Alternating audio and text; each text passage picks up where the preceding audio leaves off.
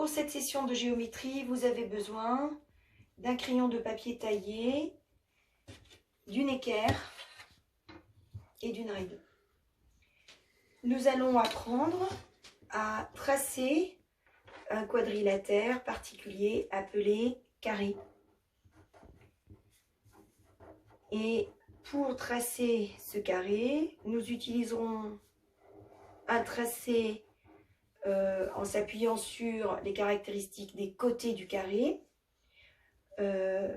donc des 4 côtés du carré, caractéristiques qui sont que ces côtés sont perpendiculaires et qu'ils sont de même longueur. Donc ici, on tracera un carré avec des longueurs de 6 cm. Puis, nous tracerons un carré en utilisant les caractéristiques des diagonales du carré. Diagonales qui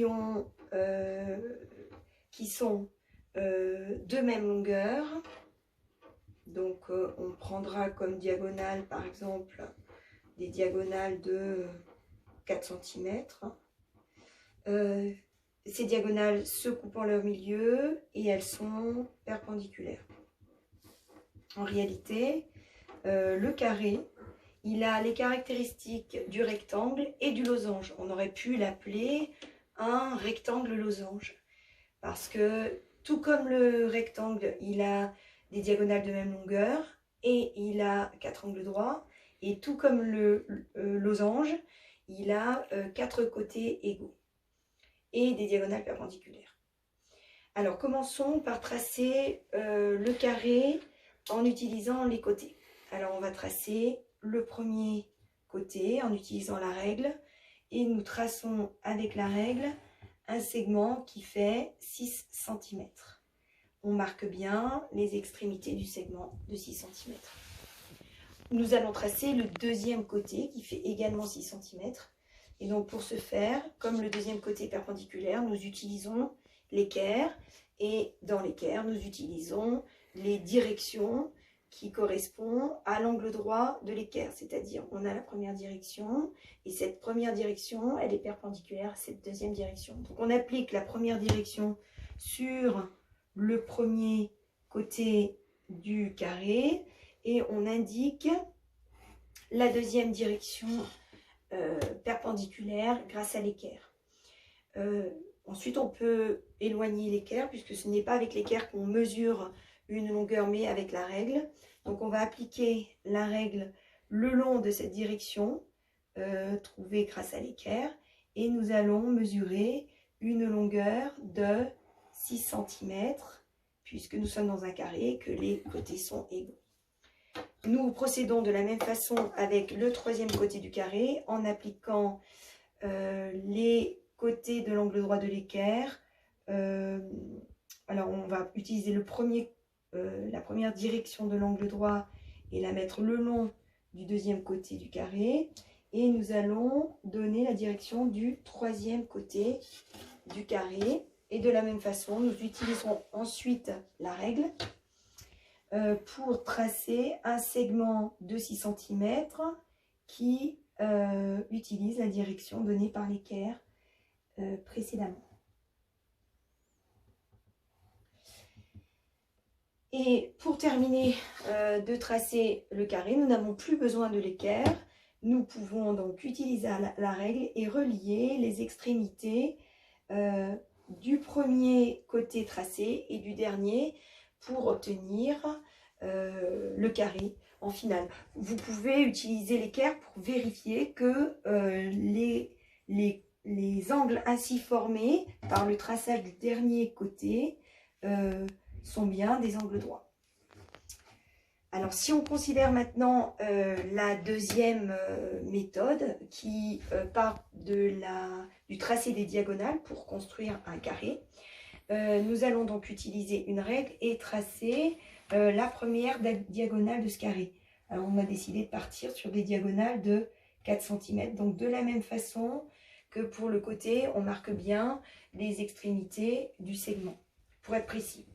On sait que les diagonales du carré se coupent en leur milieu, donc nous allons repérer le milieu de cette première diagonale.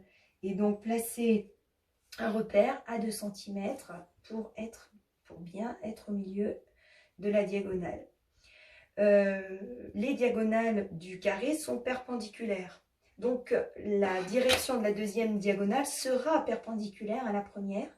La deuxième diagonale sera bien perpendiculaire à la première. Donc pour trouver la direction de cette diagonale, nous allons utiliser l'équerre. Nous allons appliquer la première direction donnée par l'angle droit le long de la première diagonale et on utilisera la deuxième direction donnée par l'angle droit pour définir la direction de la deuxième diagonale du carré. Une fois que nous avons défini cette direction, nous appliquons sur la direction ainsi tracée, nous plaçons notre règle et nous allons tracer la deuxième diagonale qui sera de 4 cm. Mais comme elles se coupent comme les deux diagonales se coupent en leur milieu, il faut donc caler le milieu de cette deuxième diagonale que nous allons tracer au niveau du milieu de la première diagonale. Donc on se cale sur le premier et nous allons tracer un segment de 4 cm avec 2 cm de ce côté et 2 cm de l'autre.